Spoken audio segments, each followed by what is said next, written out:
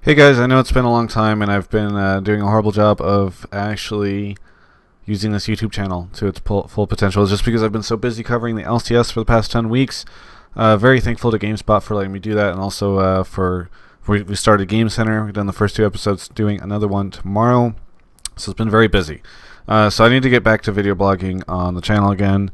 But this is going to be like a little special blog because I'm going to sort of talk about my side of the story with the Doublelift thing, and then I'll sort of talk about what else is going on with me at the end of it. But I was very, very, very taken aback by all the positive love that I got from the community. People saying that I used to hate you and now I respect you and that kind of thing. So I just thought it was sort of a fun thing to talk about. So the Doublelift thing. I'll just tell the story, and I've told it before, probably in other videos on this YouTube channel, but this will be its own little thing. The Doublelift story. So I graduated college in 2011. For some reason, a lot of people think I'm like 30 years old. I'm actually turning 24 next month. I graduated college in 2011, June of 2011, and tried to get a job as a player support person at Riot, and did not get that job, which I was really surprised by because I felt very qualified for it and had some good references and all that kind of thing, and was like, oh dear God, like what am I going to do? I mean, it's not like I had only bet on that one job, but I had sort of hoped that I'd get it.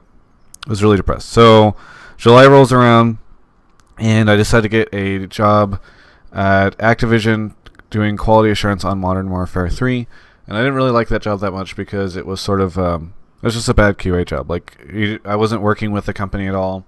Wasn't really that interested in the game. Really long hours, etc. But anyway, so I quit my college job and decided to do this. So middle of July, imagine middle of July, and I get this job. A couple days later, and I'm told starting in 2 weeks, so I haven't even started yet. A couple days later, I remember playing a game, I think it was like WoW or something like that, and one of my friends in Ventrilo, because I used to hang out in Ventrilo all the time with good online friends.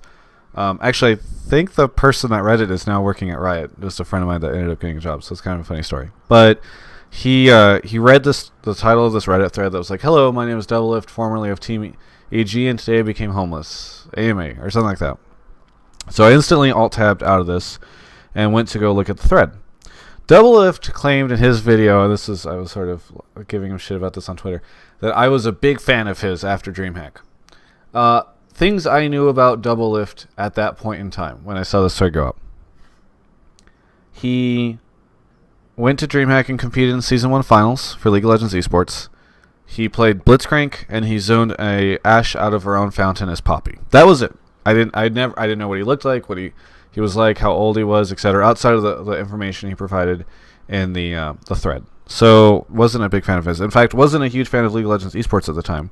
I'd done some stuff, but not everything. I'm going to pause this video right now so that I can talk to Marn. All right, because he's calling me. So yeah, just handled that. Marn called me because we're setting up a house tour. So look forward to that.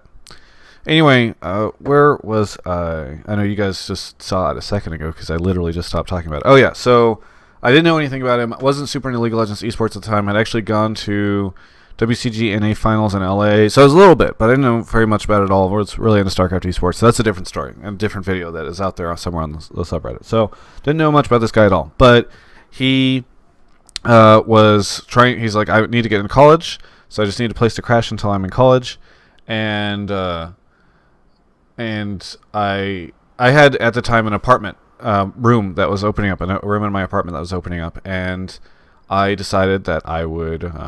We didn't have plans to have anybody take that room. So, because I thought I was going to be moving out of there soon. So I reached out to him and was like, "Hey dude, you can come stay with me for a bit if you want." Cuz the backstory on this is that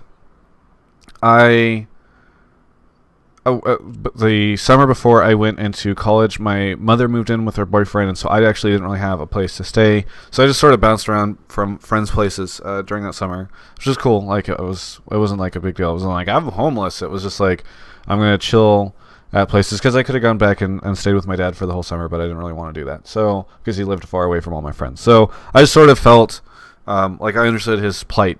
He's trying to find a place to chill until college, and it wasn't anything about him being a pro gamer or anything like that, really. I mean, I guess I will say I foolishly thought, oh, he's a pro gamer. So that must mean that he is like a sane person and is like a reasonable human being because he's been able to accomplish this stuff, right? Horrible assumption. Uh, so I offered him a place to stay, reached out to him, and sent him a private message on Reddit, and then didn't hear back from him. And so then the next day, he makes another thread that's like a follow-up.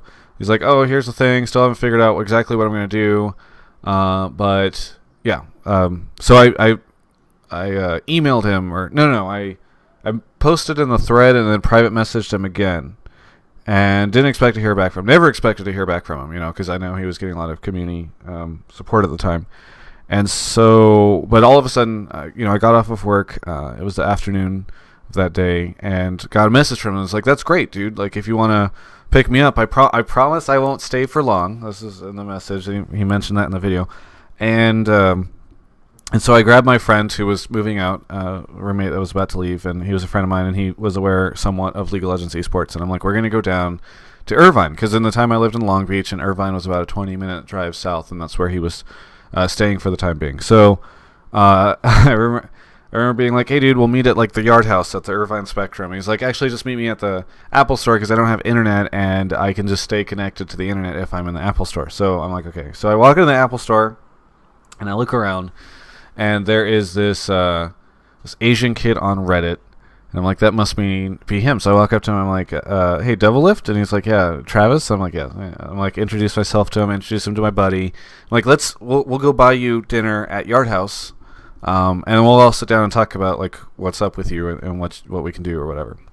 So bought him dinner. He got the mac and cheese at Yard House, and he still like loves Yard House. That was the first time he'd ever been to it, and he still loves the mac and cheese. So it's kind of funny because we actually, the last night that he lived with me before he went off to Korea and then later on to the CLG house, we went back to Yard House and he got the mac and cheese. So it was just kind of, I have a picture of that night. It's kind of funny. So yeah, took him to the Yard House and just sort of talked. I was like, hey, dude, like, you can stay with me for like the next month or so, for as long as you need to get everything sorted, and I can sort of help you out. Like, I've got some free time while I get the stuff sorted with this new job, and so, if you need to get stuff, whatever, like, I can help. So we went back to his friend's place, picked up his computer, and drove to my apartment. And then he set up his computer, and we played League of Legends that night. It's kind of funny.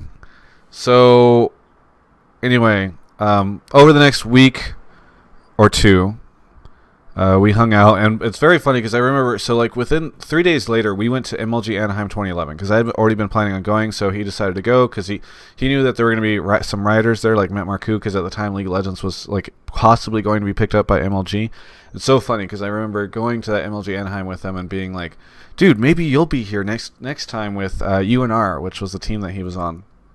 Maybe you'll be at the next MLG, So it's just kind of funny to think back to that, and now look at where we're at. I'm interviewing him at the LCS. So, and I just remember that he and I, like, by the third day, were already, like, it felt as though I'd known him for a really, really long time. Like, we were just good buddies, already had pretty much the relationship that you guys see now whenever I interview him, and we just sort of screw around and have fun. And the first couple days were really interesting. He didn't have any clothes, and he had, like, $100 or something less to spend on everything. So I had, in terms of, like, I was like, dude, just stay at the apartment. If you have money, maybe you can pay me like $100 the first month. If you don't, that's fine. If you start making more money, whatever, like completely flexible on the rent thing, whatever, just whatever you can give is cool. And so, but he only had like $100, so I brought him to Target, and we got him like underwear and socks and clothes, and I helped him pick out clothes because he had never picked out clothes before. He still needs help picking out clothes. This kid, oh my god, freaking Peter. And so, yeah, so, okay, over the next couple of weeks grew close, and I was about to start my job doing the QA testing. And so about 4 days or so before I started my job, we went out to dinner or something like that, and we were driving back, and I literally remember the intersection we were at when we had this conversation in Long Beach in my car, where I said something like, I wish that I could do the esports stuff that you're doing, because he was talking about it, and I had never thought I'm gonna get into esports, right? Like, it was never a thing where I had thought I will get into esports and get a job in that, because I just didn't, like, at the time there wasn't really a career path for that. Not to say that there's really much more of one right now, but it was just not something I'd considered. I had thought gaming industry, not esports. And so I said, I wish that I could do what you did in esports. Not necessarily the pro player, but I wish I wished I could do something. And so he's like, you should interview pro players. You have a degree in communication studies. Nobody's doing it in League of Legends. You should totally do that, dude. And at the time I was thinking, why aren't I into League of Legends esports the same way I'm into StarCraft esports? And the big thing was the scene is completely different now. There's Leaguepedia. There's all these different shows.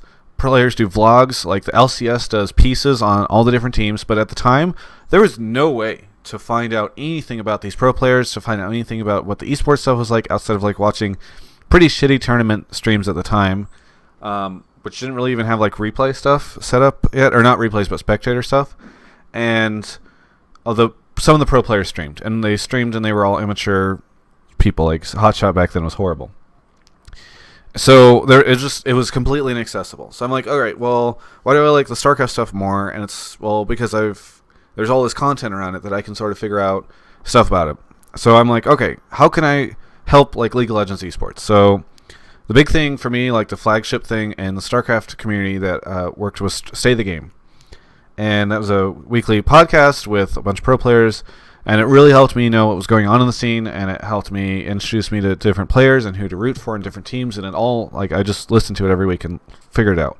So I was like, let's do that. Instead of me interviewing people, let me try and do this like State of the Game thing. And we tried to come up with a billion different names for it, and he was sort of helping me, but not really. He just told me that they were all stupid. Or trash. No, he didn't say trash back then, but... So I decided to create Stay League, because the idea was, if I'm just going to rip off the show, why not just be honest about it and make the name very similar, And so I reached out to JP and did that. And then I remember the community hated Stay League at first. They were like just the name of it. They're like, you're just ripping off JP. I still get some comments about ripping off JP. Whatever. It was a great format, and I feel like it really helped. I had people come up to me and say Stay League was what got them into League of Legends esports. So, like, goddamn, mission accomplished, right? That's what the goal was. So, anyway, got the job at doing the QA stuff. By the middle, started doing State of League like the first night that I took that job, and by the middle of the second week, I was like, dear God, like, I want to keep doing State League. I want to keep doing League of Legends esports stuff. Like, the community had already started to embrace it. I was starting to get really into it. At the time, I didn't even know what teams pro players were on. Like, Dyrus, I had to be like, okay, what does Dyrus play, and what team is he on? Like, oh my God, it's scary to me that I started State of League not knowing jack shit. Like SYD, TKO, and Doublelift basically taught me everything about League of Legends esports, because I was just learning it. Because there was no way to know. So, like, if there's no way to know, how do I learn so that I can do this show to teach other people, or introduce other people? So I quit the job and went and did this. I went and did like a part-time job, 30 hours a week, to do this kind of stuff. So whatever, that's a longer story. There's a video on my channel called 1 Year in Esports if you want to hear the whole 1 year of esports, all my thoughts on it, all that kind of thing. It's very, very long. It's literally just 2 hours of me talking. It's stupid. Don't watch it. But if you want to, there's that. And also, I did an interview with Machinima recently where they're going to give you like a kind of a thing like what Doublelift story is. So that'll come out soon anyway. So I won't go into too much of that. But basically, yeah, I took Doublelift in. And at the time, and still to this time, the community messaged me and they said all this stuff like, Travis, you changed his life, you did all this stuff. I helped him get like a bank account. I remember driving him to his college where he decided like he couldn't afford it, and sort of counseling him. And there's a goddamn bunch of Doublelift stories. Holy crap. Dude told me he was going to move out 3 different times within the first 2 months. And they were all to different places. And, so many stories I could embarrass him with. I'll make a series where I just think of all these different stories because they're amazing. But, So yeah, so the community said I did all this crazy stuff, right? Oh, I was so generous. Oh, I said, in my mind, it was like, hey, this guy needs some help. I was in a similar situation. I have this extra room. It just makes sense, right? Like I'm not like some saint for doing this, like it was just sort of a thing. Um, it was like too much for me to take all the community love yesterday because I was like, this isn't even that big of a deal, guys. Like, I appreciate it. I really appreciate all the nice stuff, but like, whatever. In fact, it just surprised me because I knew that video was going to come out. In fact, I'd already seen like the rough cut of that because I helped the Machinima guys a little bit on it just because I knew the story, so I helped them, sort of tell it by when they interviewed Doublelift. I wasn't there for that, but then it was really cool that Doublelift said all that stuff about me. But I did not expect the community to act that way because the story, like, everyone knew it. Everyone knew this story like a year and a half ago, but the scene has grown so much, and I forgot about that. I forgot that like people didn't know about this, because it was just such a thing, like him being on Stay League in my apartment and me walking around in the background of a stream all the time and that kind of thing. Like I just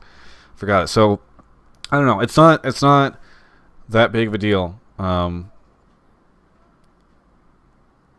It just isn't, like, okay, if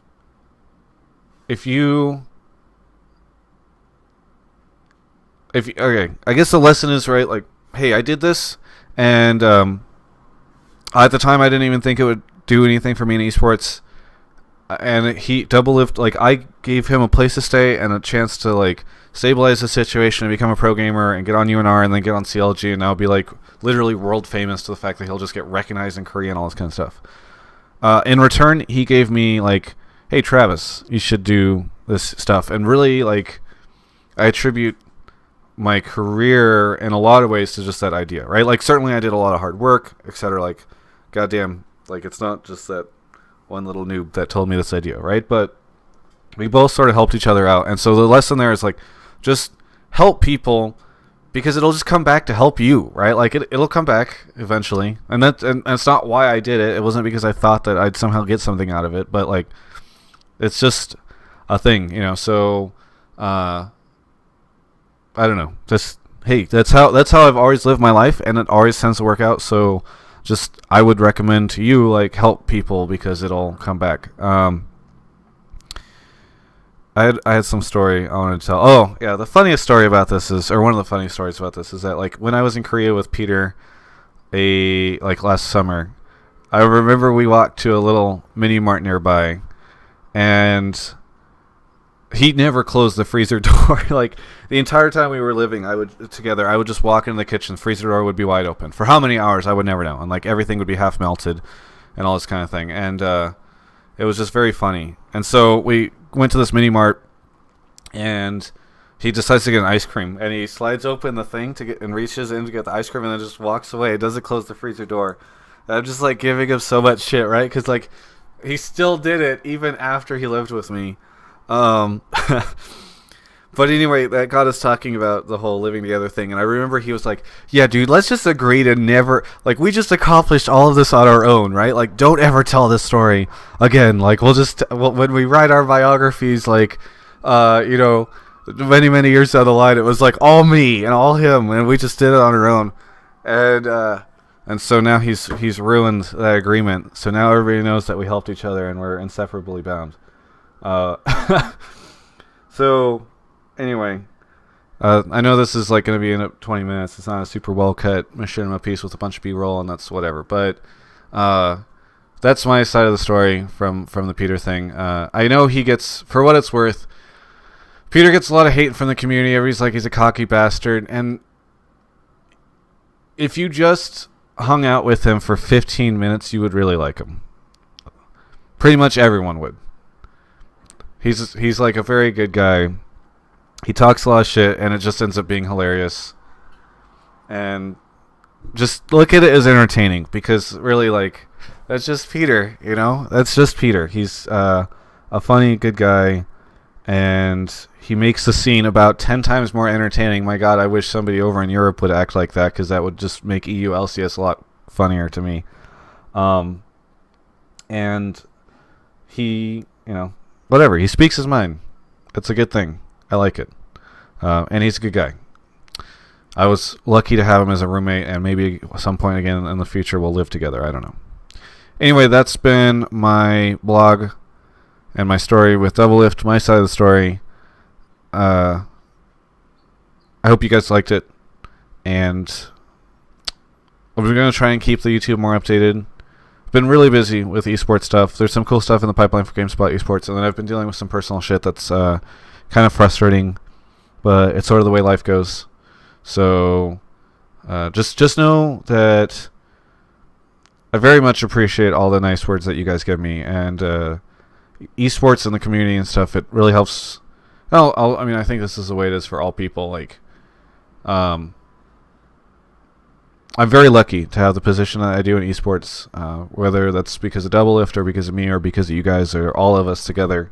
It's a nice little foundation for me whenever weird stuff starts happening, and so I thank you guys for all the support, and I guess thank you, Peter, for helping me when I helped you. That's how I'll end the blog. Thanks guys for watching.